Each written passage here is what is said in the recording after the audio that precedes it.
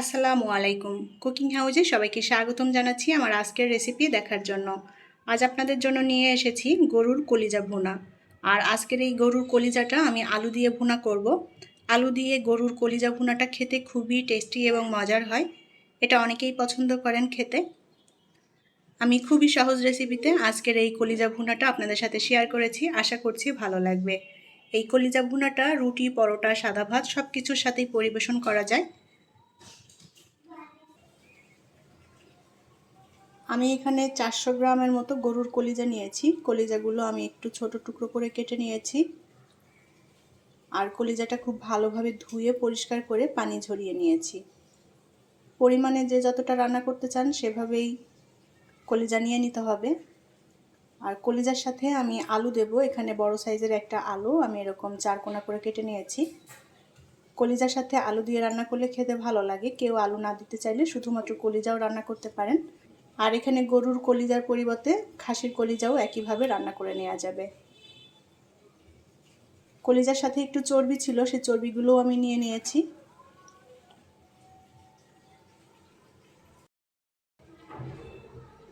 পরিমাণ মতো তেল দিয়ে দেব প্যানে। এখন এই তেলের মধ্যে দিয়ে দেব পেঁয়াজ কুচি। আমি এখানে বড় সাইজের একটা পেঁয়াজ কুচি করে নিয়েছি। আর দিয়ে দেব 2টা তেজপাতা। পেঁয়াজটা আমি মিহি কুচি করে নিয়েছি। এখন পেঁয়াজটাকে একটু ভেজে নেব। আর এখানে পেঁয়াজটা বেটেও দেওয়া যায়, আমি কুচি করে কেটে নিয়েছি, এটাও গলে যাবে।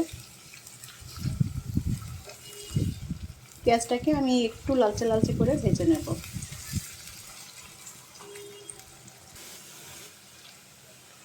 পেঁয়াজটা আমি একটু লালচে লালচে করে ভেজে নিয়েছি। আদা রসুন বাটা দিয়ে দেব। 1 চা চামচ করে নিয়েছি আদা রসুন বাটা। ছোট সাইজের একটা টমেটো কেটে নিয়েছি, টমেটোটা দিয়ে দেব। আবার একটু ভেজে নেব।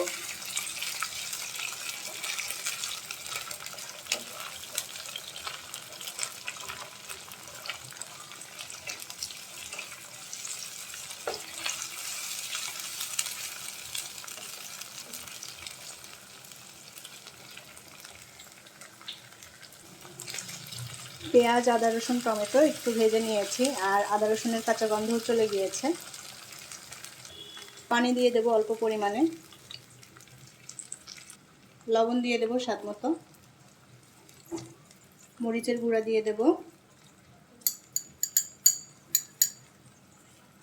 শুকনো মরিচের গুঁড়া আমি 1.5 চা চামচ দিলাম, একটু ঝাল ঝাল করে রান্না করব। হলুদ গুঁড়া 1/2 চা চামচ। ধনিয়া গুঁড়া 1 চা চামচ। আর জিরার গুঁড়া দিয়ে দেব 1/2 চা চামচ। গরম মশলার গুঁড়া দিয়ে দেব কিছুটা, আমি আস্ত গরম মশলা দিইনি। মশলাটা ভালো করে কষিয়ে নেব।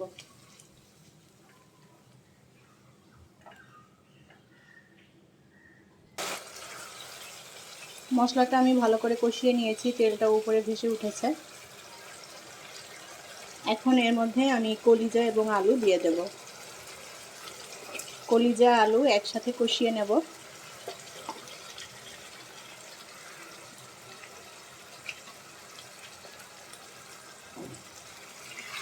উল্টাপাল্টা করে মশলার সাথে মিশিয়ে দিয়ে এখন কষিয়ে নিতে হবে। আর এটা যত ভালো করে কষানো হবে খেতেও ততটা টেস্টি হবে। অনেকে কলিজাটা আগে থেকে সেদ্ধ করে নেন, আমি কিন্তু সেদ্ধ করি না, মাঝে মাঝে করি আবার মাঝে মাঝে করি না, এভাবে কাঁচাটাই সরাসরি রান্না করি। খুব ভালোভাবে মশলার সাথে কষিয়ে নিতে হবে।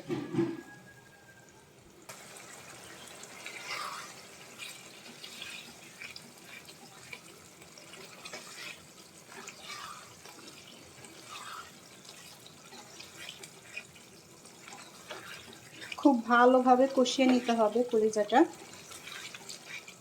চুলার আঁচ অল্প রেখে বারে বারে একটু নেড়ে দিতে হবে যেন মশলাটা পুড়ে না যায়।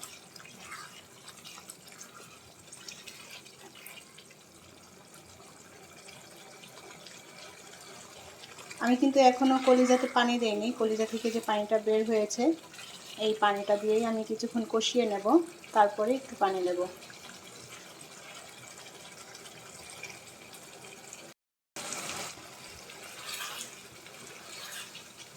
কলিজা এবং আলু আমি খুব ভালো করে কষিয়ে নিয়েছি ৬-৭ মিনিট ধরে।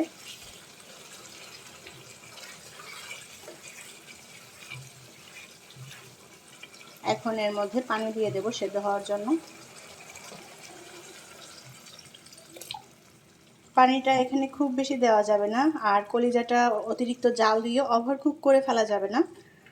কলিজাটা যদি অতিরিক্ত জাল দিয়ে রান্না করা হয় তাহলে এই কলিজাটা অনেক বেশি শক্ত হয়ে যায়, সেক্ষেত্রে কলিজা খেতে কিন্তু একদমই ভালো লাগে না। আমি এখন এটাকে ভালো করে রান্না করে নেব, আর এই পানিটা টানিয়ে নিতে হবে, টানিয়ে কলিজাটা আরও খুব ভালো করে কষিয়ে নিতে হবে।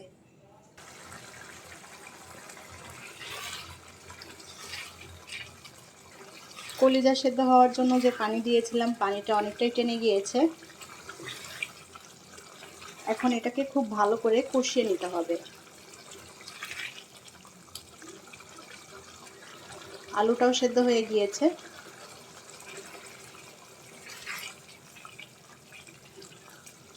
কলিজা ভুনাতে মশলার পরিমাণটা একটু বেশি দিলে এই কলিজা ভুনাটা খেতে ভালো লাগে।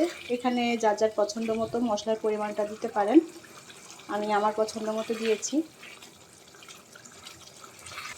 কলিজাটা খুব ভালো করে কষিয়ে নিতে হবে। চুলার আঁচ অল্প রেখেছি, অল্প আছে, বারে বারে একটু নেড়ে দিতে হবে যেন মশলাটা লেগে পুড়ে না যায়।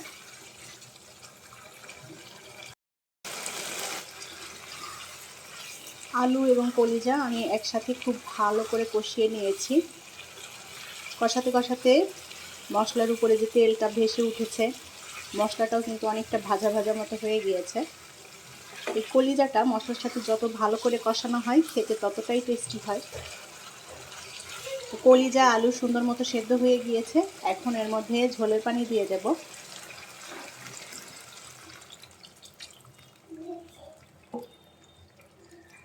ঝোলটা একটু মাখো মাখো করে রান্না করব। এখানে যার যার পছন্দ মতো করে পানিটা দিতে পারেন, যে যতটা ঝোল রাখতে চান।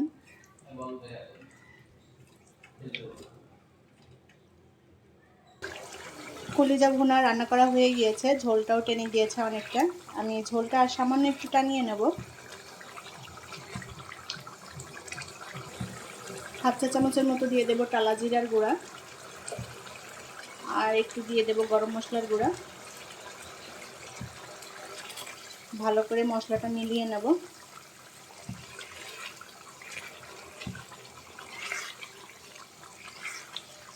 আমি একটু ঝোল ঝোল রাখবো, এটা পরোটার সাথে পরিবেশন করব। পরোটা দিয়ে খেতে খুবই ভালো লাগে, একটু ঝোল ঝোল থাকলে খেতে ভালো লাগবে। তাছাড়া এটা সাদা গরম ভাত, রুটি, পরোটা সব কিছুর সাথেই পরিবেশন করা যায়, খিচুড়ি দিয়েও খাওয়া যায় এটা। তো কলিজা রান্নাটা হয়ে গিয়েছে।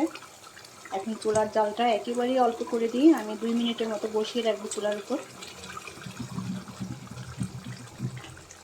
কলিজা রান্না পুরোপুরি কমপ্লিট, এখন এটা নামিয়ে পরিবেশন করব। তৈরি হয়ে গেল আলু দিয়ে গরুর কলিজা ভুনা। আলু দিয়ে এই গরুর কলিজা ভুনাটা সাদা ভাত, রুটি, পরোটা সব কিছুর সাথে খেতে দারুণ লাগে। আমি খুবই সহজভাবে আজকের রেসিপিটি আপনাদের সাথে শেয়ার করেছি, আশা করছি ভালো লেগেছে। রেসিপিটি যদি ভালো লেগে থাকে তাহলে প্লিজ ভিডিওটি শেয়ার করবেন। পরবর্তী রেসিপি দেখার আমন্ত্রণ জানিয়ে আজকের মতো বিদায় নিচ্ছি। সবাই অনেক অনেক ভালো থাকবেন। আল্লাহ হাফেজ।